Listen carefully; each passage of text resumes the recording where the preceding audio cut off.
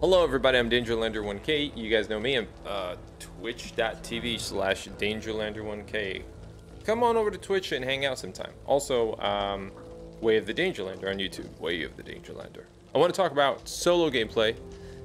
I don't have any notes. I just have a general idea about it, and I want to talk about it a little bit. So for those of you who don't understand how solo gameplay works, solo gameplay is like this. And you'll see other reviews talking about it, but solo gameplay, you go to the solo campaign, you can create your run, you can enjoy the story. I think it's cool just for like exploring the lore and looking around the maps and things like that. But you don't get achievements unlocked, no achievement progress right now, and you don't get progression supply cards. Alternatively, like all the cards are unlocked, so you can make like the best build ever. I guess you can come in here and like test things out, explore. I don't know. It's like, I don't know if it's even worth it as like a testing ground or whatever, but that's the experience there. And you can play with bots. Now, if that's what you wanted to do, I'm going to think about this from the point of view of someone who is like has become a little bit antisocial. So a little bit of history about me. I thought that online gameplay in the age of Halo, right? So it was like Halo, then it was like XP Connect, and then there was the rumors, and then eventually Xbox Live. And before Xbox Live was the thing, before live gaming was the thing, people had to go to each other's houses with their TVs, their consoles, their controllers, a switch, basically like a router that connected a bunch of these things together and the consoles together, and allowed people to play up to 16 players. And it was a party, man. It was a reason to get together and hang out with a lot of your friends at one time, and everybody played Halo, and it was great. Xbox Live was going to take that and just amplify that. And then we were, daydreaming and fantasizing about like, man, 16 on 16 or even more, 64 on 64, just crazy shit that only the PC crowds had it. And if you didn't have a PC or you didn't play those games, you wouldn't have that experience. Internet live gaming brought out, I think, a lot of opportunity for like friendship, camaraderie, a lot of ease. Technology was great, but there was a dark side to it, and it was the trash talking, and it was the shaming and hate speech and internet bullying and all this stuff. And it was such a turnoff, I think, for a lot of us who had experienced kind of like these wholesome gaming environments, that my generation, I'm 38 now, just, I know a lot of people that just would rather not. They just don't give a shit. Like, I don't need to meet a new person just to become disappointed in their sense of humor. I don't need to do that. So that's my particular point of view about like online gaming in general. I have accidentally run into cool people, and I have tried to open up the opportunity to like just play and talk to people, only to find folks who are just, I mean, I find them fucked up. They say shit that I think is, it's not just juvenile. It's like, it could be hurtful, right? Unnecessarily so. And then whatever, there's this whole like, what are you, a snowflake? When they're this fucking snowflake, because they don't think that anybody should talk back to them for saying something that is completely insensitive, right? But nevertheless, I digress, right? So, there's this whole culture of people that would rather just do shit solo because they can control their own progress. They don't have to deal with randos.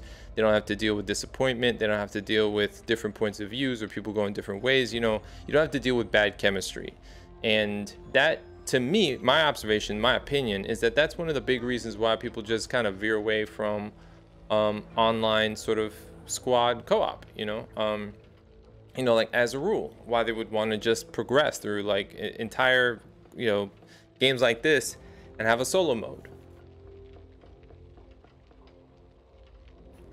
So if you're one of the people that watches my stream and you're or my channel, my content, and you are like having frustrations with Back for Blood or anything like that. I'm not gonna tell you how to feel. Like, that's fucking bullshit. I will say that my approach is to enjoy the frustration of it, and if you feel like you're forced to play co-op online and you're trying to interpret that experience, and the first thing that comes to mind is just being frustrated, I would say, well, it's a video game, man. Like, I died 3,000 times today. That'll be your story, and you'll tell people about the different ways you did it, and that'll be your experience. When I used to work at GameStop, like 10 years ago, people would come into my store and just talk about games. They wouldn't even play it. They would just talk about their experiences, man. Beating things and being good at things was secondary. It was more about having fun. Anyway, there is a button, right? You see in the bottom left corner, right? Not the back button, it's the mute, unmute. When you play with bots, right? So this is just the medium. That's like the compromise. You know, if you want progression in the game and you don't want to deal with people, you can just quick play, fill in for a bot, hit that mute button, and then just enjoy it with people who are actually thinking and playing as human beings.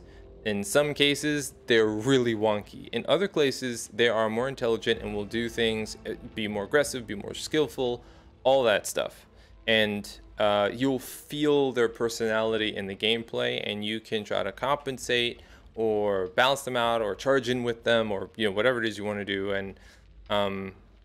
And it's not that bad, man. I play game after game after game after game in quick play, muted, and I still will heal them, and they'll still heal me, and we'll still look out for each other and ping things and cover each other and res each other. And when you take away the potential for miscommunication and bad, like synergizing of different senses of humor and all that stuff, and you just boil it down to what this game forces you to do, which is work together as a team, then you understand that beneath all of the cultural, shit, varying levels of education, varying levels of points of view, political differences, racial differences, whatever, you have people that can game together. Like, and the truth of that whole thing is cool. I think it's cool. So there are a lot of people I know that have absolutely no problem. Doesn't matter the differences. They'll always be in social, and they love that stuff. And I appreciate you guys. I don't operate that way. I wish I did. My stream is a factor, so I can't air just anybody's potential manner of speech on my stream. But nevertheless, I do think it would be cooler to just connect, because I think there are probably a lot of really smart and awesome, very good, just cool gamers that I don't meet because of these circumstances. Anyway, don't fear online multiplayer in this game. My experiences through Recruit and a lot through Veteran have been absolutely fine, and even when they weren't, it was like, wow, what is this guy doing? Oh, damn, I made a mistake. You just mute it and you let the game play out. It's even better that way, because it's not going to stop people from, a match ends and then the next one begins. That's it. So that's a little bit about,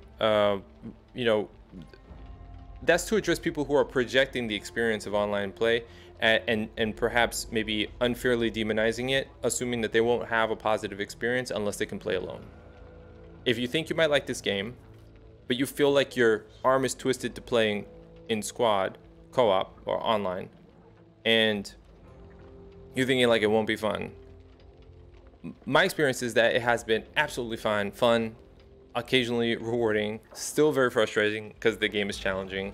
There's a lot that you could do with the ping system, and as long as your head's on a swivel and you're sharing ammunition and health, and they're doing the same to you, and you're looking out for each other, is fine. And on occasion, you're gonna be comparing an attribute, and it's your fault that everybody else is up ahead and you're the one behind because you didn't notice, or you'll be the one charging off to go and try to take out an annoying wretch, and that will separate you from the group. Sometimes it's just you're the one hitting the birds, and it's not always them, you know. So and that's just to address the fact that that, you know, if you're anticipating being disappointed in your team, it can be a very tough game that gets a lot of people making mistakes. So, you know, it goes both ways. And for that reason, you should just, like, I would say, don't worry about it. That was all a preface for me to talk about what I just experienced earlier today playing veteran in initially a quick play, but where this is the only way to get experience with bots and still progress, get achievements and all that stuff. You got to be in the online match, and then everybody has to leave, get replaced by bots, and then nobody else replaces them. So as long as you made the decision to go in the quick play, but then everybody else left, that allows you to proceed with bots and to progress and to challenge the game and get rewarded.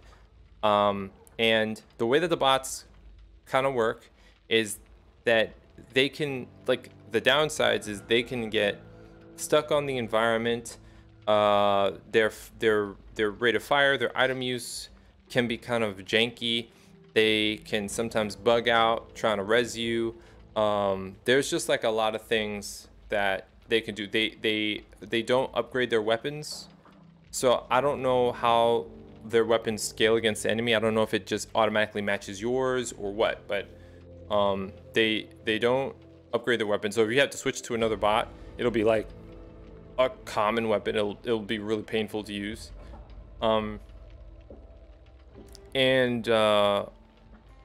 Sometimes they will like face tank a mutation and die that way, you know.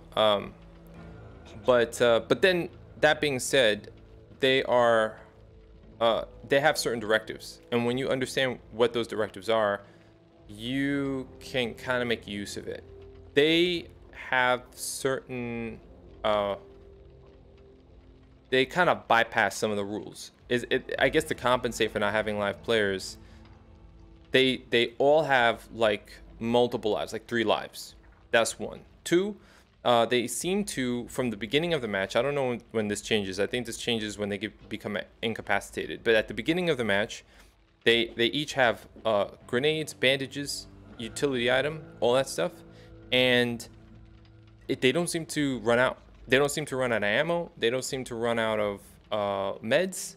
And the thing is, they won't use them back to back. There's like a timer. I don't know what the timer is, but every once in a while, the same character will heal me. I know that they haven't picked up any bandages. And they'll just keep healing me at a regular clip. One of them will. They'll try to find me and heal me, as long as I'm taking it slow. They will have, it appears that they have infinite grenades. They also have aimbot. They also will mark and shoot at hawkers and things like that are in the distance, and exploders and whatnot. They on some occasions will kill a snitch without activating the horde. They are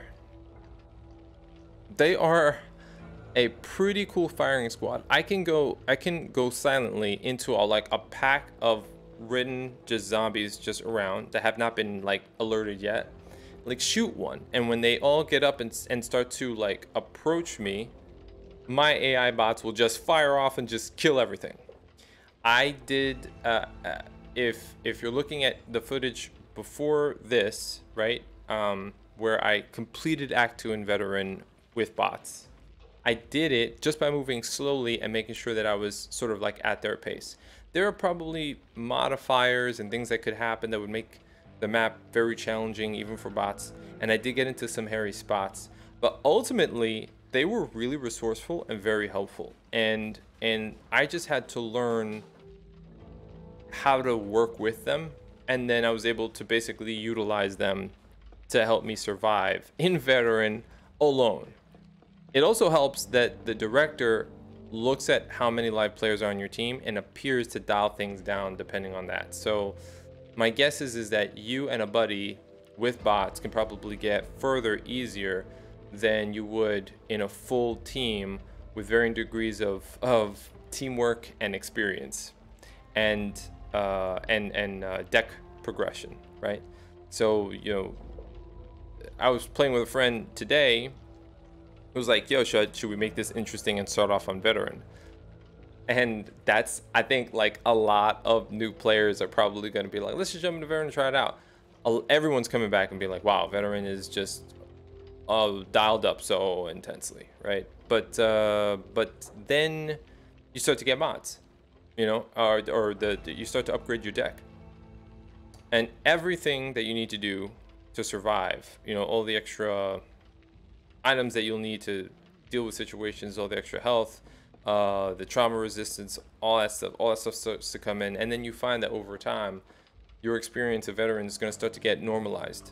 And for somebody playing alone, which was kind of like a test, was I going to be able to deal with the mutations fast enough that just spawned, the 2 or 3 that spawned for me alone?